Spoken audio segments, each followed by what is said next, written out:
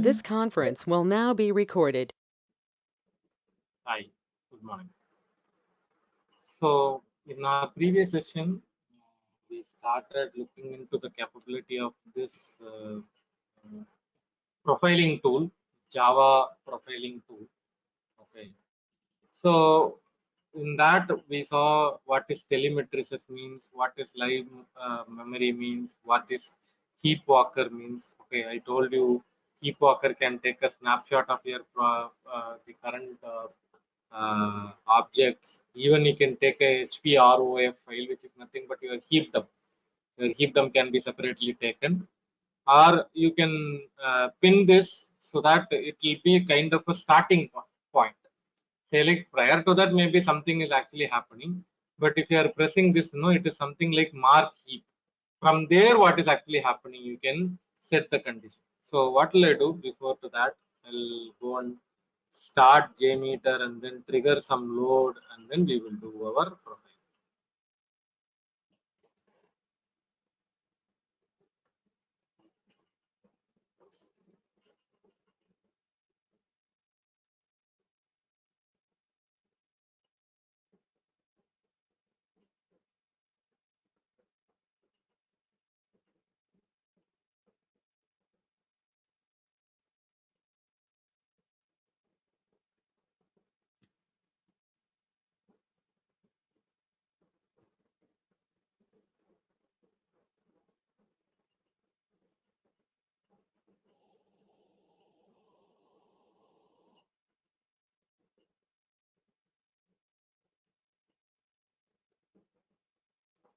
So we will open a sample script.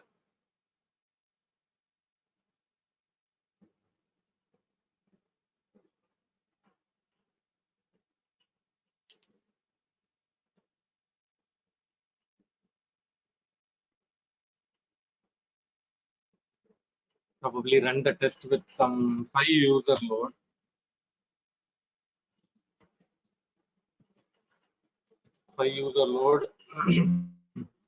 Yeah, test is started now. Go back. Like we'll see whether the traffic is actually coming or what. Yes, the traffic started coming. You can see it in the console. So if you go here, so now I told you right, like you can do heap walker and all. So when you are trying to take a snapshot of it,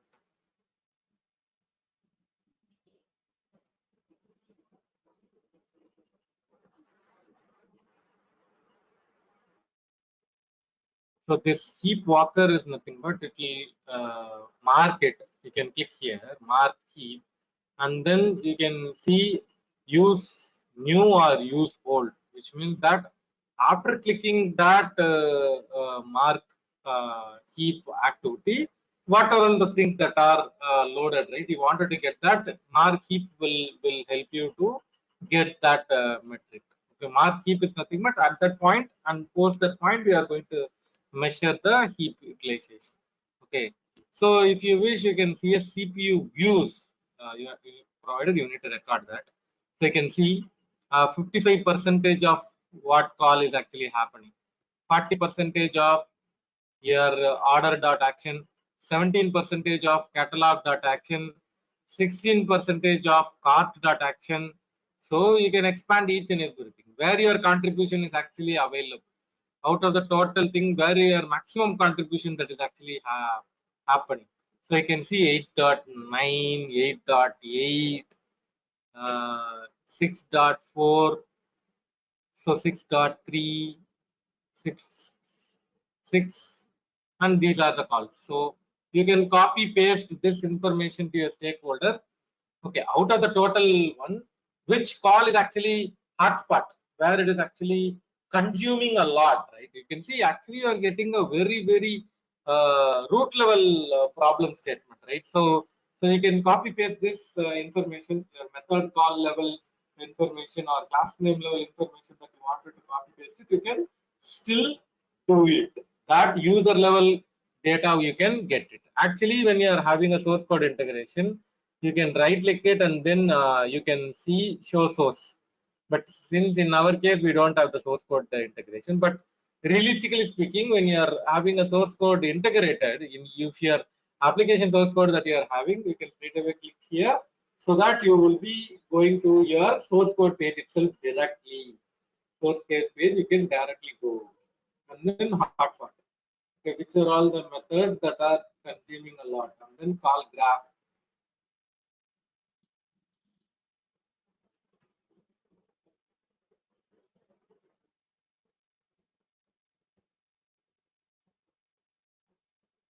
Okay, your graph related one call communicating to another call like that, you can still go to that screen.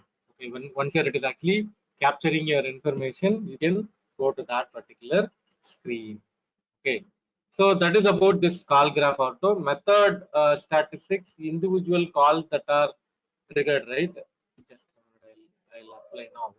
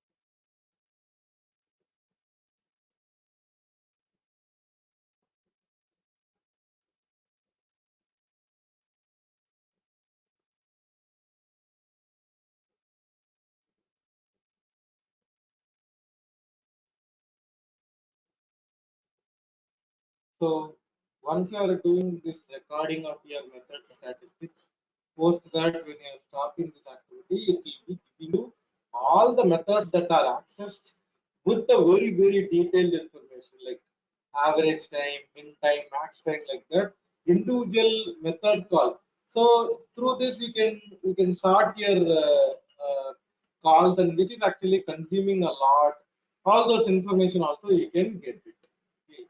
So this method call will be really useful. Complexity analysis, when you wanted to particularly focus on a particular thing, and then you wanted to see, yeah, say JProfiler can help you to explore and validate algorithmic complexities or the big O behavior of selected method. Select a single method, okay, like how I mentioned in the previous explanation, right? Select a single method, configure a script that returns an integer value using the method parameter. This is the n in O, and typical value would be the size of the collection. Record complexity data around the particular thing. So when you are trying to monitor a particular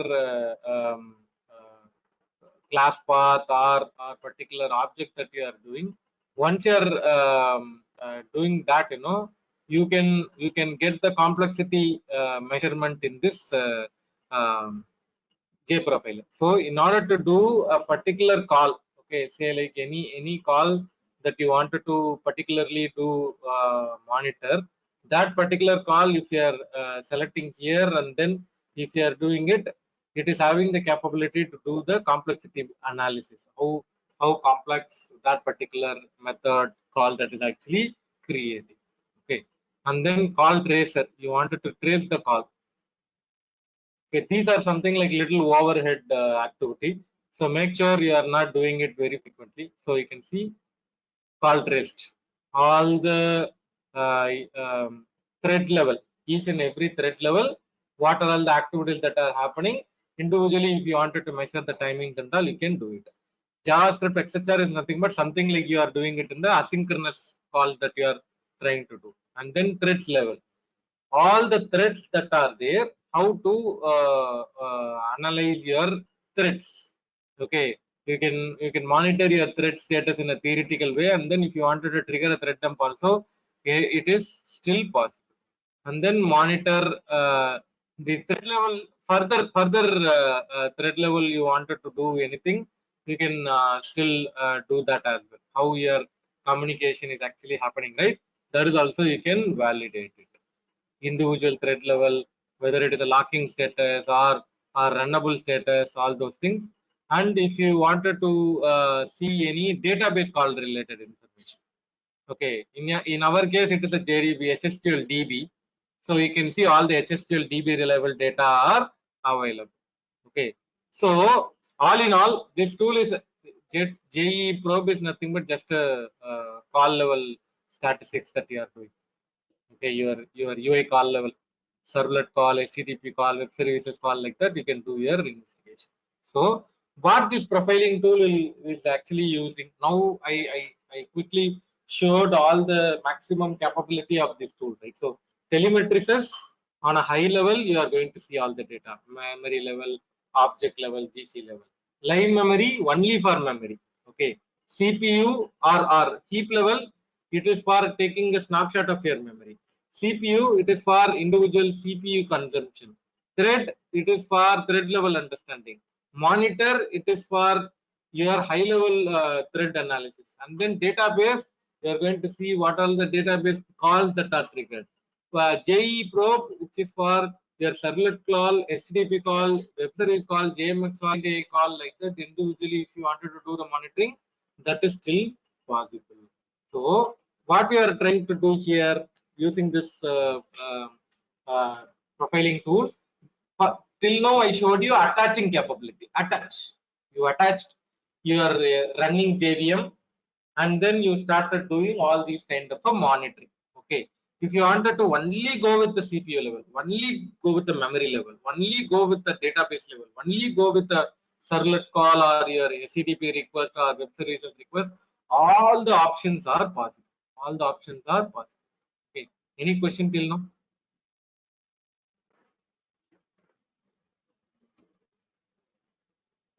Individual calls, individual servlet calls also you can monitor. Any question till now?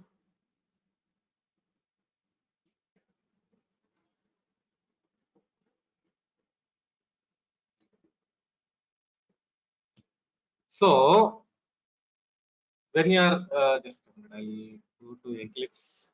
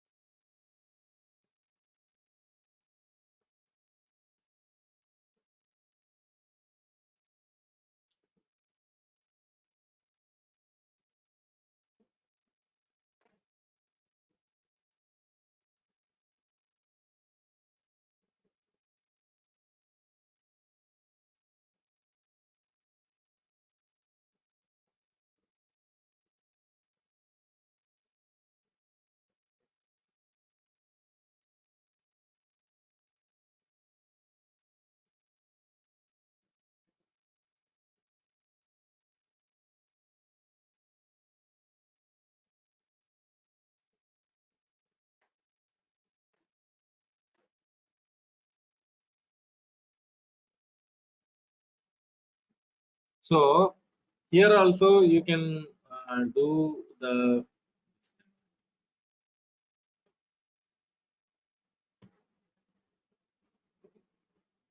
Okay, I'll show you here. There are sample applications that are provided by your JProfiler. One is for the application server, and then your JDBC demo, like that. You have sample applications that are available. Okay, so here only you are going to attach your running JVM. Either locally you can check it, or remotely also you can check it. In a remote machine connection also, still you can check it. So both the options are available. So when you wanted to monitor your application, you have options to do all these things. Just a minute.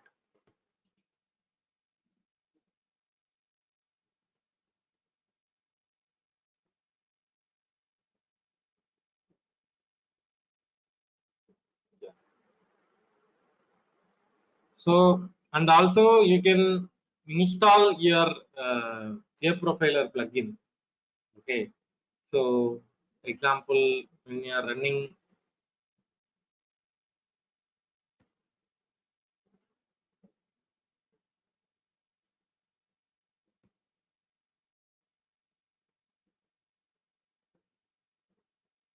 you can see when you're trying to install your JProfiler plugin in Eclipse, and when you're starting your application from Eclipse. Okay, I just now I started from Eclipse. I started this application thing, right? So what it will do? It will do the profiling from your Eclipse. Okay, Eclipse only started this instance right now. You can see there are two instances that are running. Two instances that are running. Okay, so your program actually started. Okay, and then you are getting this information straight away. You can go here. So this is the application monitored by your JProfiler. You can see memory related. Used memory is this much. Free memory is this much. Okay, and then recorded objects. Non-array elements are this much, and then array elements are this much. Okay, objects freed up and objects created this much. Okay, and then my GC activity, no GC activity. Class level, CPU profiled or non-CPU profiled. Okay, and then thread level. See, there are two threads are actually blocked. Okay, and then CPU load. Looks like my system load is actually 100%. Okay, and then no custom metrics, and then live monitoring of your objects. Okay, live monitoring of your objects, recorded objects, allocation, call tree allocation. If I want to do it, that is also I can do it. Allocation, the hotspot, which is actually contributing more of a memory, and then class tracker. I wanted to track any particular class level data, say like com level data, or some memory leak level data, or something like that. I wanted to monitor. That is also I can do it. Okay, and then heap walker. What is actually happening for the heap that are currently loaded, right? That heap level understanding that I wanted to get it, that is also still possible. And then CPU level data, which is actually contributing more in the execution. And then hotspot you can see, call graph you can see.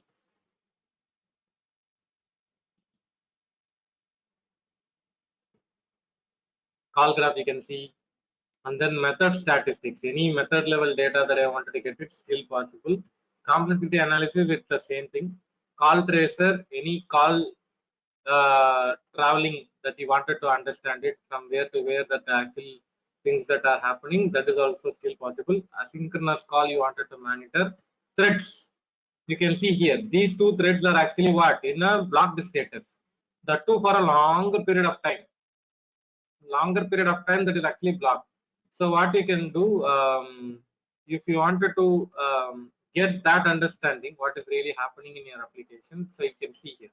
If I select it, that stack trace will be at the bottom. Okay, the stack trace of that particular thing will be at the bottom. If you wish, you can take the thread dump also. Okay, if I take the thread dump, look at here. It is two threads are actually there in the blocked status. Two threads are there in the blocked status. So what I can do, I can right click, show source.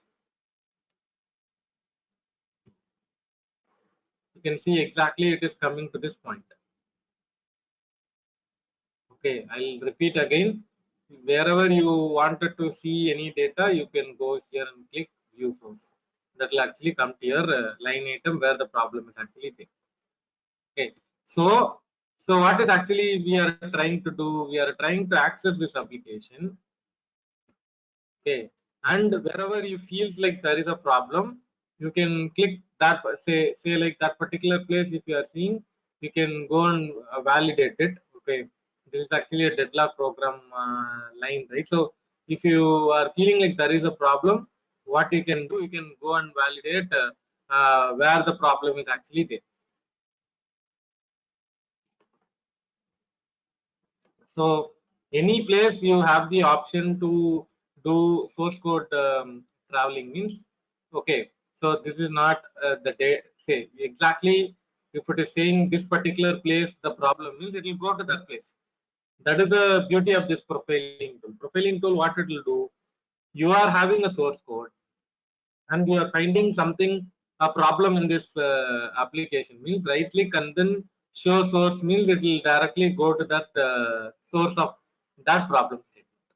Clear? Everybody clear with this?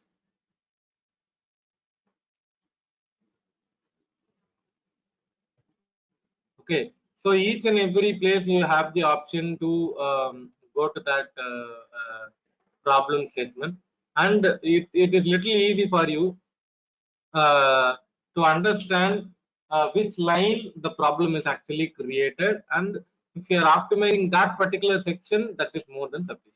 Clear? Any question till now?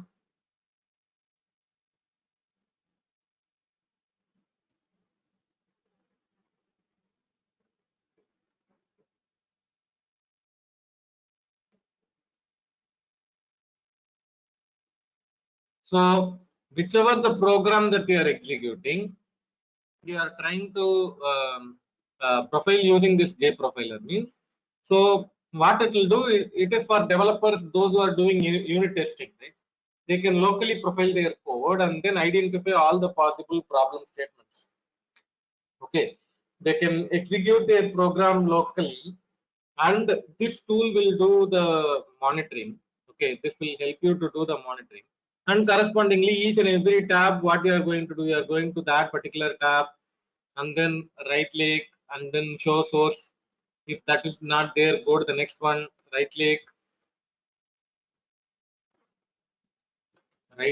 show source, like that. So what this tool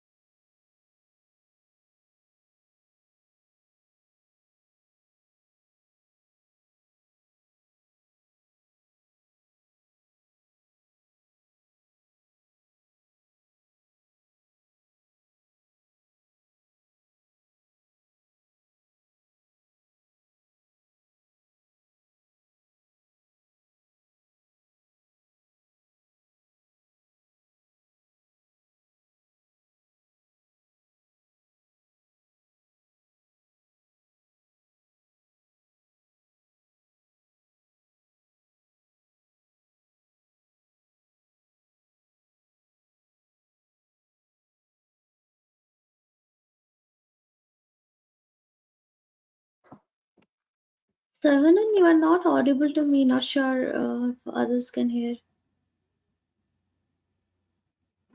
Yeah, even I am also not audible. Hello.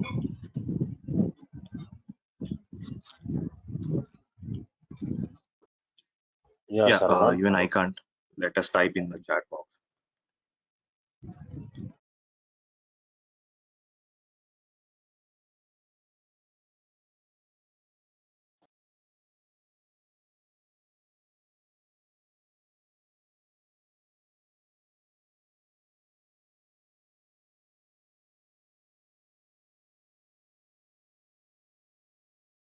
Am I audible right now? Hello. Yes, sir. One minute. Yes, yes. Yes, Now Savanna, we now can you're hear. audible. Maybe some network glitch. So what we are really trying to do using this JProfiler, you are accessing your application through two way. One is you have the source code or you don't have the source code. If you have the source code, you are going to integrate that IDE with this profiling tool. And then whenever you are doing the investigation, the marker will straight away go to the line item where the problem is there. That is one thing. Or else attaching to the JVM, attaching to the running JVM where you don't have the source code, even then you can find the problem statement, CPU related, memory related, thread related, all those things you can still do it. Okay, so that is how this entire profiling tool is helpful. Okay, any question guys till now? Anybody have any question till now?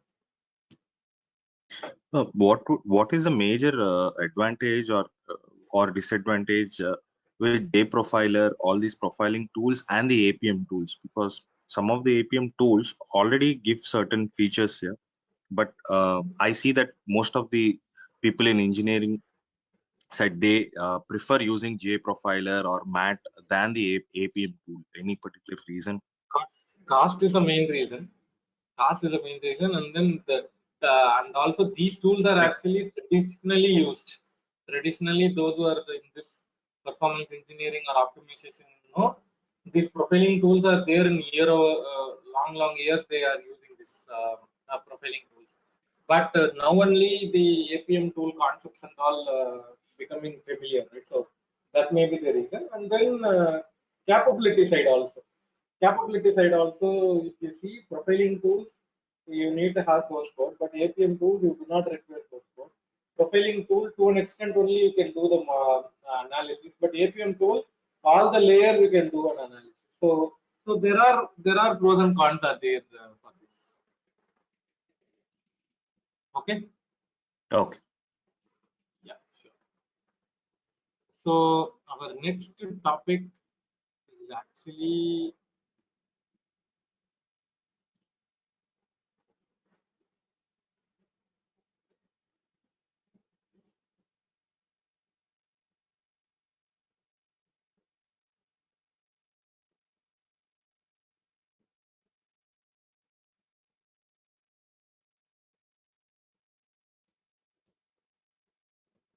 APM tool concepts. Okay, app dynamics. Just a minute, I'll close the remaining things in my machine.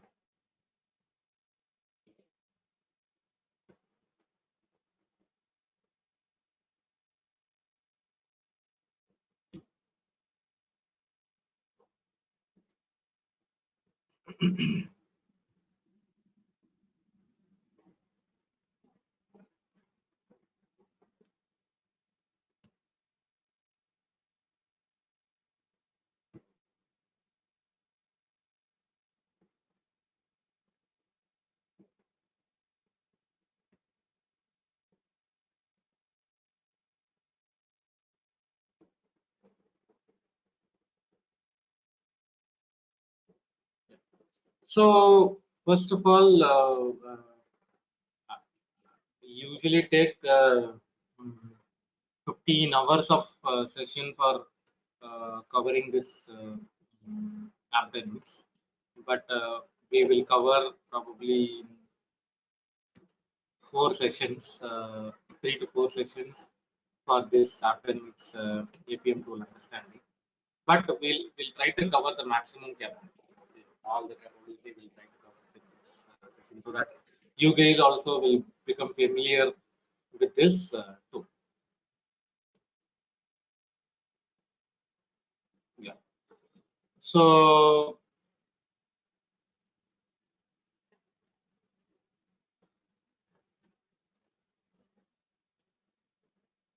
we will not be able to cover the entire thing because it is actually 15 hours of a session, but I'll try to cover all the possible things. Like, what are APM tools? APM tools nothing but your application performance monitoring or management tool.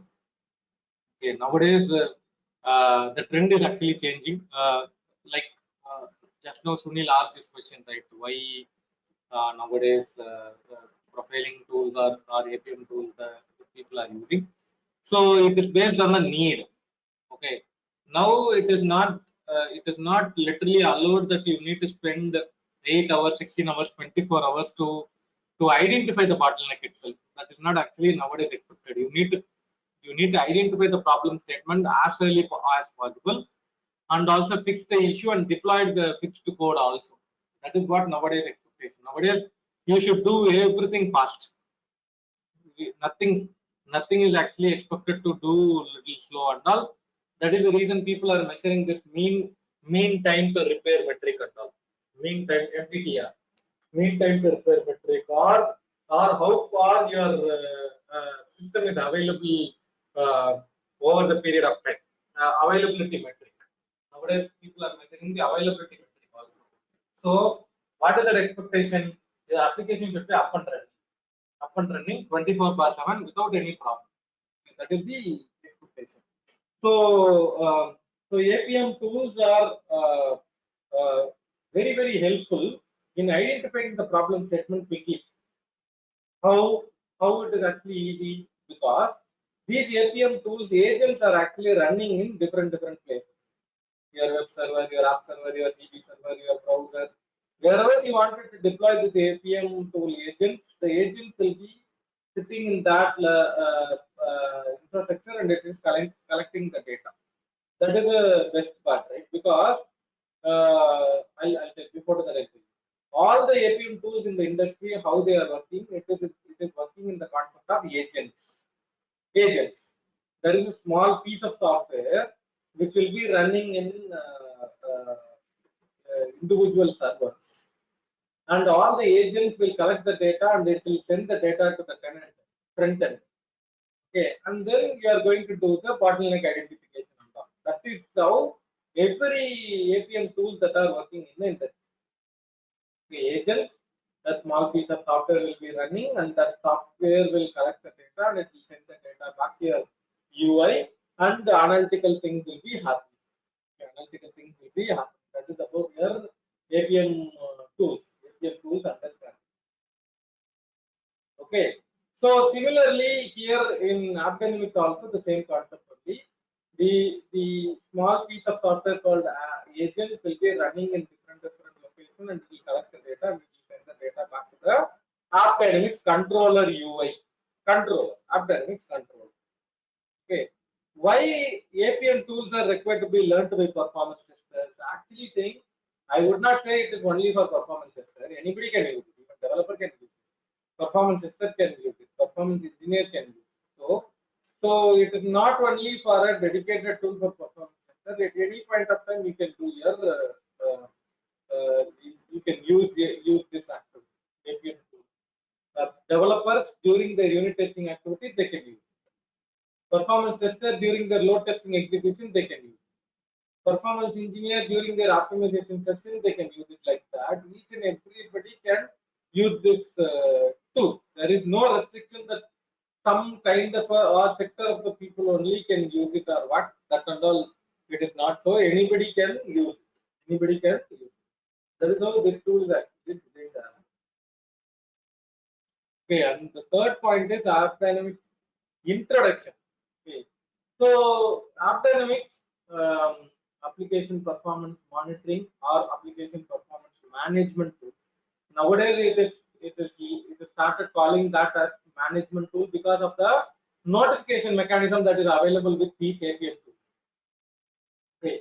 Say it is not only going to monitor the metrics, it is also going to provide you some kind of a action. Restart the server or do some kind of an activity, send the email, send or take thread dump. Like that, there are activities that you can do it. Okay, some actions that you can do it. That is the best part, right? Because nowhere it is actually a monitoring tool. It is actually becoming like a management tool. Instead of you are sitting in front of the machine 24/7, this tool will do that activity and you will be getting the notification. You will be getting the notification. So that is how these tools are actually designed. Okay, and then AppDynamics SaaS versus on-premises model. Actually saying SaaS means software as a service, on-premises managed model. So every customers, like if you are part of banking or insurance customer, what they will say, no, I don't want to take any risk. I don't want my data to go out. I will make all the data within the firewall itself. Within the firewall itself, then it is actually a managed model, or you can call that as on-premises model. Okay. But when you are a retail-based customer, where you will get lot of data storage, lot of information will be stored. In that case, retail customers will prefer to use SaaS model only, because in SaaS the license, the tool, everything is handled by the vendor itself. You don't want to worry at all. Okay, managed model only you need to do all the things. In the SaaS model, they will take care of everything. They'll take care of everything. So these are the two managed models that are available. Okay, I'll take a pause here. Anybody have any question till now? We can ask a question.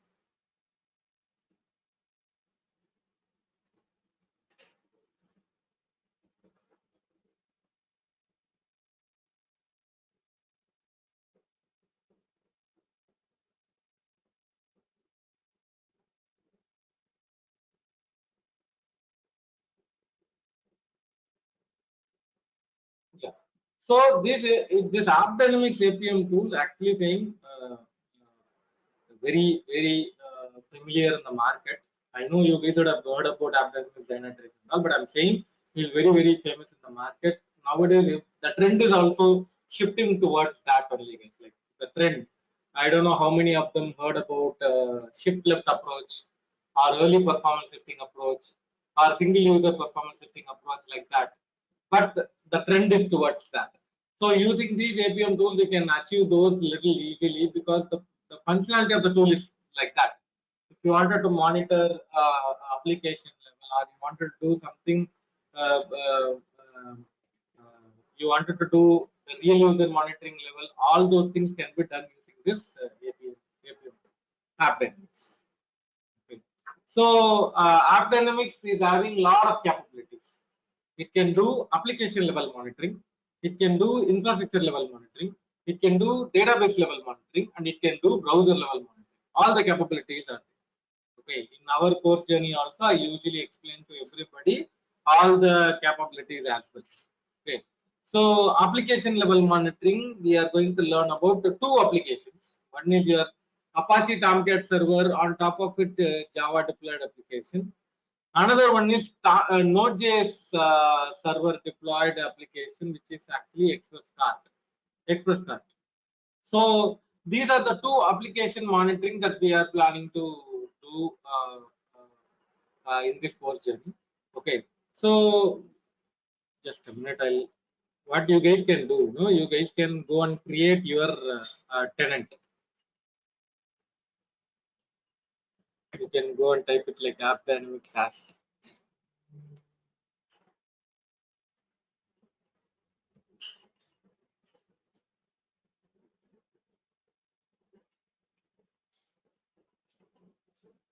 You guys can click on this start a free trial option.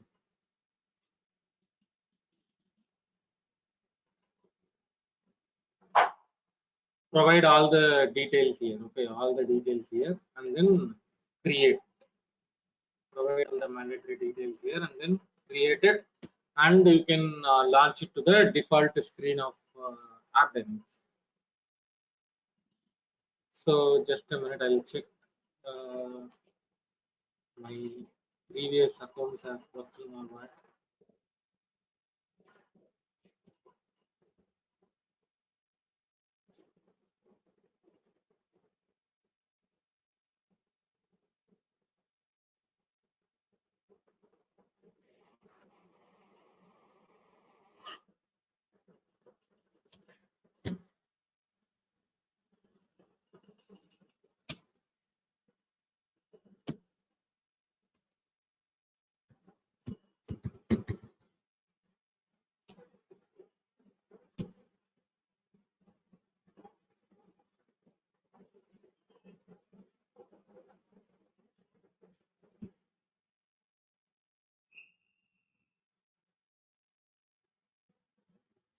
because I have already the working account with me. I'll check it whether it is still there. Yes, it is still there. I think. So I can straight away launch my account, free account. You guys can also create one tenant, and then you can learn all the features and capabilities.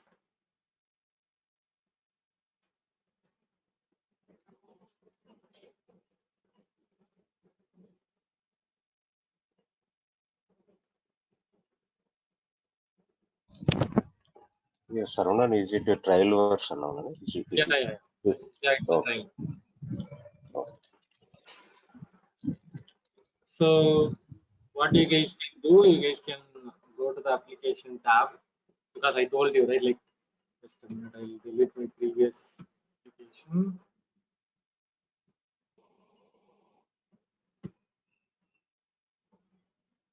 So this is a default screen. Okay, for you, this is a default screen. So create an application. There are two ways you can do. One is getting started wizard. Another one is application manually. Also, you can create it. Getting started wizard means very simple. During your download of your agent, uh, there is file name called controller.xml file. Okay, in that file, all the information would be pre-populated. But when you are trying to do a manual creation, you need to populate all the mandatory fields, and then you need to start the agent. So if I say like application creation, what application? It's a Java application. Okay, and you need to read this prerequisite. Okay, an App Dynamics account on a running version on a 4.2 plus controller. It should be there. And then access to the machine where application runs. That is also very important. Verify you have a user account with privilege to install the agent software and restart the application. And then the machine where your application runs can access the controller, because the data communication should be happening for that purpose. And then what is your JVM? In my case, it is actually Sun JRocket. So based on your application developer discussion, you can ask for JVM details as well. And then you can download the agent.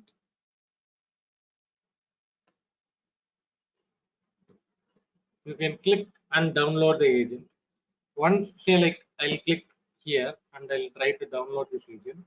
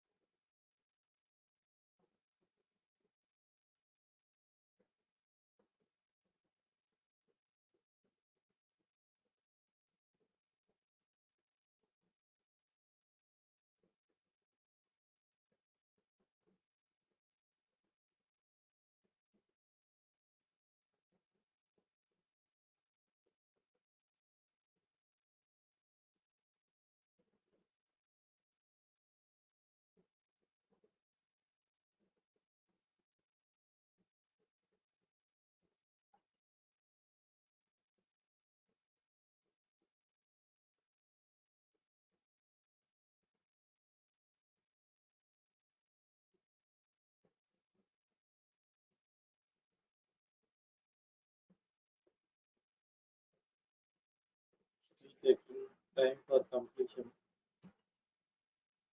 Let it do the download, no problem. In the meantime, we'll show because I have the file already.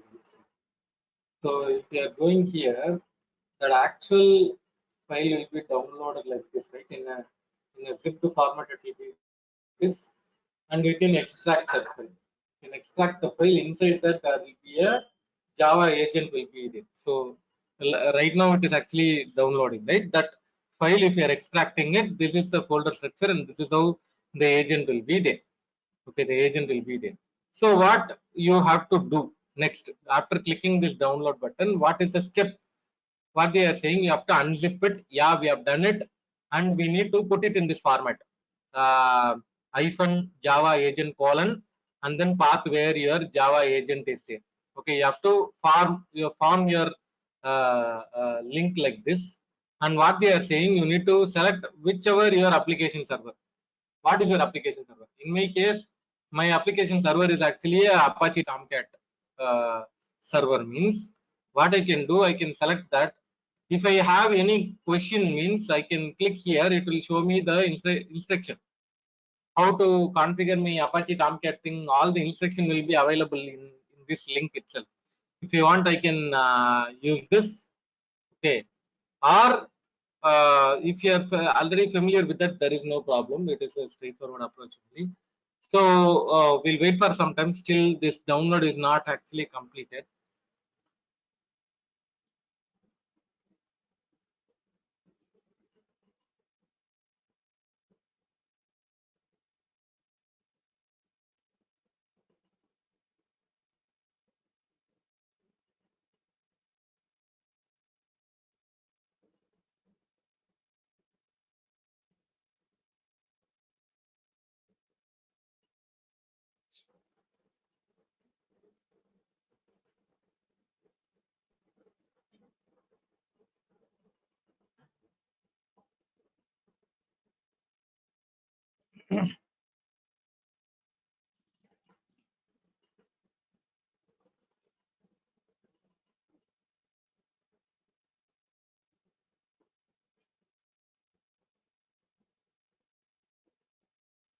Okay.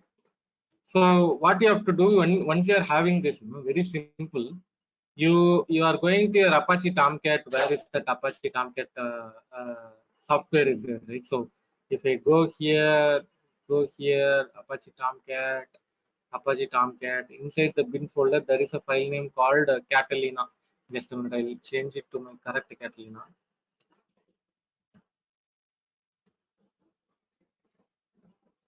This is my correct Catalina. Okay, if I right click, open it in Notepad++.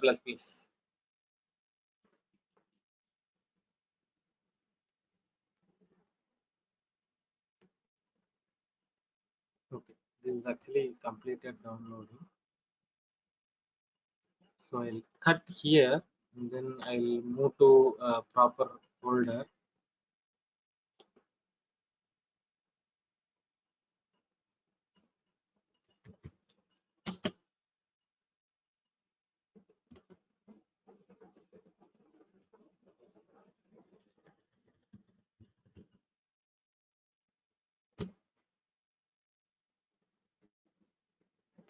Okay, I can extract this.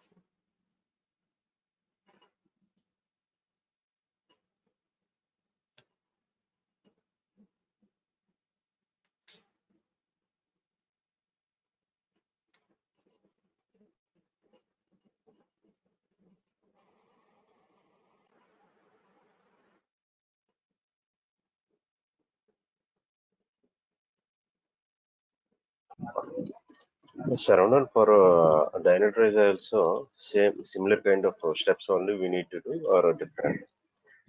Dynatrace, it is actually one agent. That the software name is one agent. If you install it, that will do the purpose. All the things it will do. Okay. Yeah. So this is a path, right? So if you are going to edit that Catalina.bat file, right? There is a command that is available. JVM arguments you can call it as. So just a minute, if we go here, yeah, this is the one.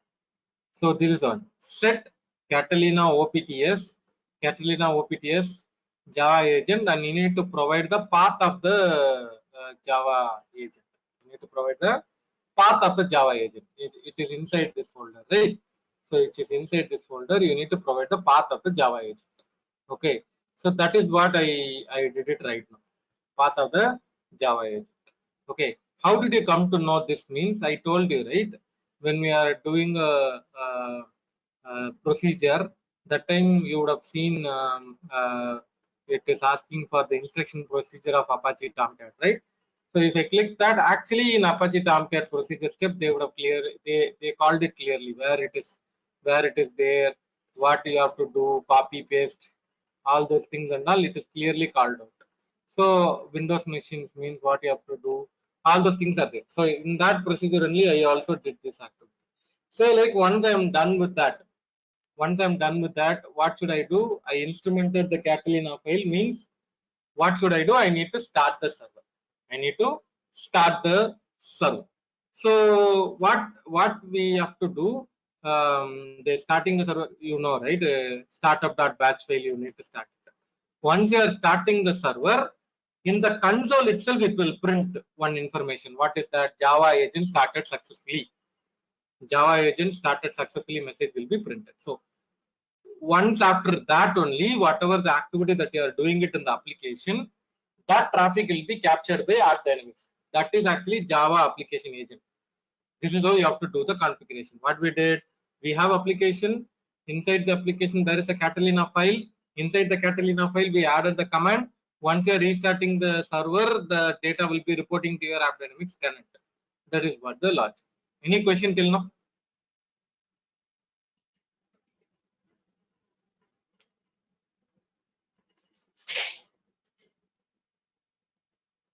Oh. So with this, probably we'll wrap up for today's session. We'll regroup tomorrow. Thanks for joining and have a nice day. Bye-bye.